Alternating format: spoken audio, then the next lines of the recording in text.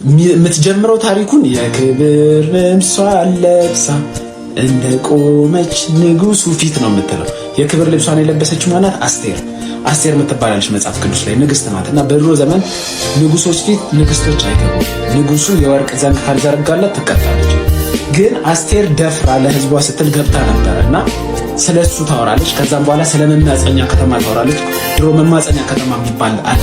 የሆነ ሰው ከገደለ የሆነ ወንጀልን ከሰራ ወደዛ መማፀኛ ከተማ ከገባ ይተርፋል፣ ማንም አይነቀው። እና ኢየሱስ ክርስቶስ እንደዛ እንደሆነ የምትናገርበት መዝሙር ነው። ስሙት። የክብር ልብሷን ለብሳ እንደ ቆመች ንጉሱ ፊት የወርቁንም ዘንግ እንደነካች ጥያቄዋ እንደመለሰላት እኔ ኢየሱስን ለብሼ አብ ፊት ሞገስ አገኘው።